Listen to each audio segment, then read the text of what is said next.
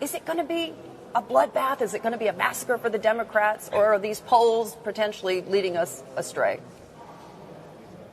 Well, the first thing is, I'm going to say two slightly contradictory things. One, this is going to be a long process. A lot of these states take a long time to vote or to count their vote.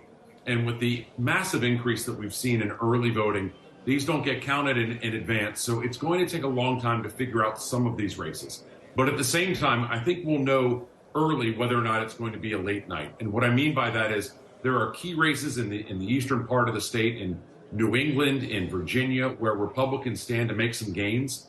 In some cases, some rather unprecedented gains in Rhode Island and Connecticut, states where Republicans have not done well in a long, long time.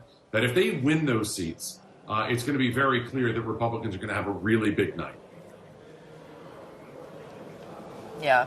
Doug, I mean, you just heard those comments from former President Donald Trump, really just teasing us all about whether or not he's going to declare for the presidency. In your mind, is that something that's just inevitable at this point? Well, look, Donald Trump, when in life, when anybody says that they don't want to detract from something, they immediately detract from it.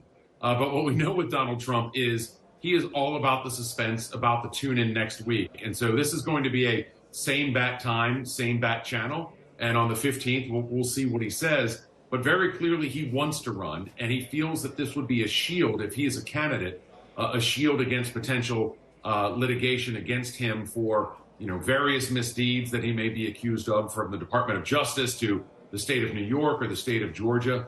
But there are other Republicans who are itching to run, and what we see is Trump trying to take some of the air out of those balloons, specifically with Ron DeSantis, who he referred to as Ron de Sanctimonious. And most Democrats would tell you that Donald Trump giving you a nickname is a badge of honor.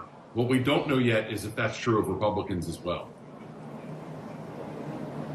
Yeah, exactly, Doug. So how would you see a runoff between Trump and DeSantis playing out? Because it does appear that DeSantis would be the most likely contender in that battle for Republican nomination for president. And then secondly, what do you see as the key issues that voters are going to be honing in on in these midterm elections? We know that the weak points for the president have been inflation and the energy crisis, but he has scored points on Ukraine. So where does it stand? Yeah, look, we have to see what Ron DeSantis decides to do, just as we have to with Trump. Tom Cotton, the senator from Arkansas this week, said that he's not going to run, was widely expected to. And so the question will be, how many Republicans decide to yet again accede to Trump, and how many, if any, decide to stand up to him? And here's the problem for Republicans quite often is they so often hustle to score points with Donald Trump. But Donald Trump is not somebody who gives points. He only takes them away. And he does so one at a time. He loved Ron DeSantis until he didn't, for instance.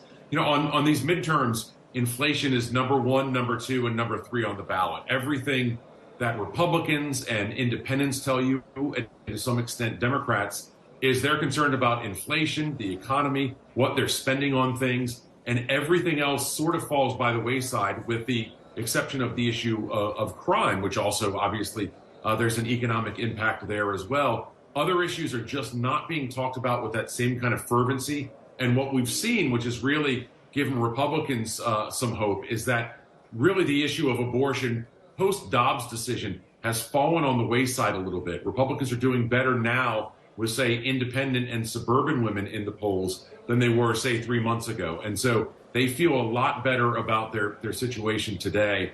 And that's why they're so excited, looking forward to big wins tomorrow. They have to happen before you can really claim credit for them.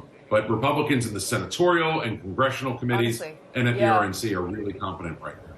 Doug, it all just comes down to the pocketbook. I mean, it's, at the end of the day, it's the economy, stupid, right? But just before we let you go, what is your sense of where President Biden stands today? This is a man who has said he is going to run again in 2024. And there are a lot of concerns, frankly, at least globally.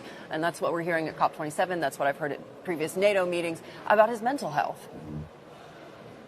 Well, common sense would tell you that at his age and with some of the challenges he's had, that he's not going to run. But we have to remember, it's really not been since Lyndon Johnson, who knew he was going to lose, or before that, really George Washington, that any American president has willingly give up power. So if Biden were to do so, which I think would be the smart thing to do for his own sake, but also generationally for Democrats, he'd be doing something rather unprecedented.